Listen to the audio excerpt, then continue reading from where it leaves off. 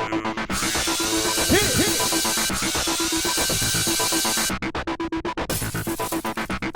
everyone, welcome to tonight's recap of American Idol. It is the top 12. Oh, they had a judges walk out. Why do they do that? So as always, the judges, Randy, Kara, Simon, and Ellen. And it's Rolling Stones theme night. I was very excited for this. Let me just give a little disclaimer. Okay. So I saw the first week of shows. I think it was the first week. Maybe it was the first 2 weeks when they had auditions. Right. Because I was home for winter break.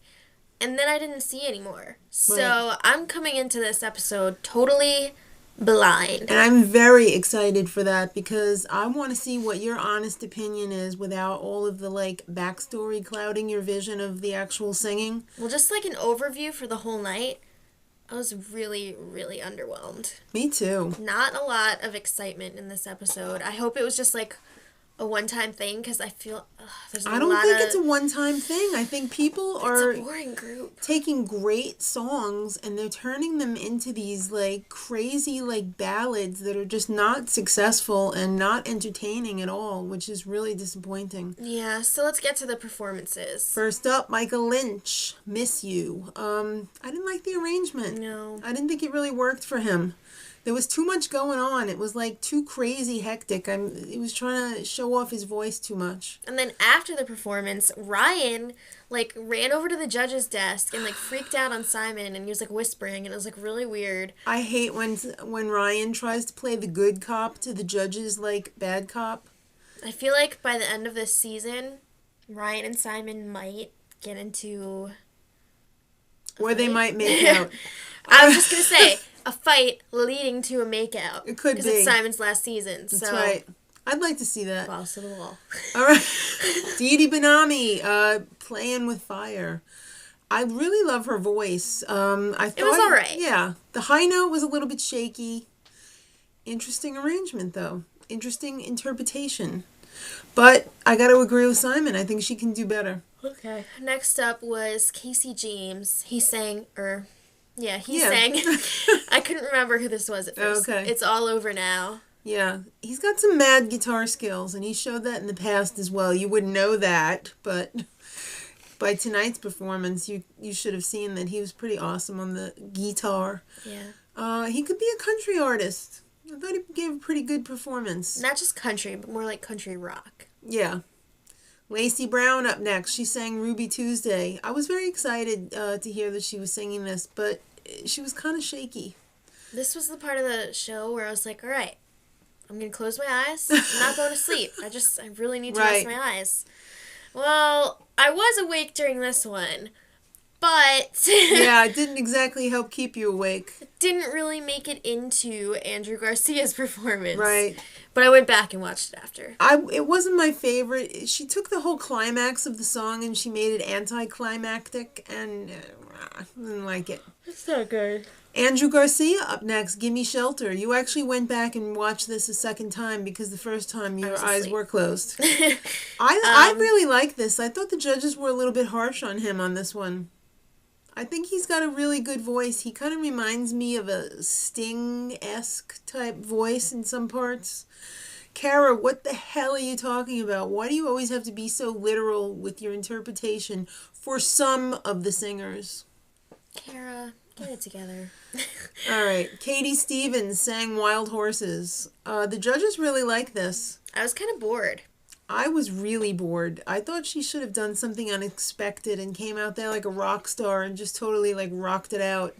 And we're totally not those kind of people that are like, oh, it's slow, I don't like it. Yeah. Okay, there's a difference between a song being slow and boring. Simon gave her a subliminal finger. Go back and watch it. He did one of these. What? Tim Urban, Under My Thumb. Very, very, very forgettable. I forgot who we were talking about. It was so boring. I wanted to actually fast forward, and in all the years that we've been watching Idol, which is not that many, but... he went for the whole reggae thing, and... yeah. There was no energy in it. Yeah, I didn't like it. Sorry. Siobhan Magnus, Painted Black. I thought the song was a little bit big for her. The song reminds me of Talladega Nights. Yeah. Until the end, when she got all crazy about it, and everybody's like, oh, Adam Lambert. And yeah, it was, if she didn't have that last, like, run in there, it would not have been good. First of all, Adam Lambert, there's only one. And he is so contrived and planned out that she does not resemble him in the least. So I feel like contrived is the wrong word there. Well, calculated. Yeah. Calculated. I disagree. I think she is kind of like a female Adam Lambert. She definitely had that screeching high note thing in there. So, but that's not all Adam Lambert was about. But I feel like similarities. Yeah. All right. If that's all that the similarity is, then fine. Lee Dewyze up next. Beast of Burden. I was very excited for this song. I thought it was one of the best of the night, but still a safe choice. He kind of wasn't very exciting and exciting. So. Still, I thought it was like a solid performance. Okay. Next up was Paige Miles in a onesie singing Honky Tonk Woman. All right, let's just get this out there. The 800-pound gorilla in the room. The onesie, it's not good. Stop it. It gives you a diaper ass. I hate when larger people try and wear a onesie and make themselves look one. You know what, though? One thing doesn't work. I want to share some very wise logic here. Okay. So I was thinking, onesies. I wonder how it would look if the bottom wasn't shorts and it was like a skirt. And I was like, oh, wait, that would be a dress. Yeah. So it would look good. The onesie is a short. That's so funny. A short haul. When I thought of that, I was like, so funny. She's got a great voice. Don't distract people with the onesie because it just makes people go, ugh. I felt like it was a weird song choice for her. Even though I don't really know her, I just felt like it didn't really fit right. But I think it did still show off her voice. Yeah, she definitely has one of the better voices of the people in the competition. Aaron Kelly sang Angie. I thought it was a great job. He was very believable. Yeah. And he's a great vocalist. He's still young. He still needs a little bit more stage presence, but I think he's getting there week by week. Yeah, and closing the show was Crystal Bowersox. Yes, you can't always get what you want. One of our favorite Rolling Stones songs. I thought she was the best of the night. Pretty much hands down. There's not much to complain about. She kind of was the second fiddle to Siobhan. No. That's what they said. That's what they said. Definitely disagree on that. Sorry. I do too, but that's what they said. All right. So, favorite and least favorite, if you had to pick?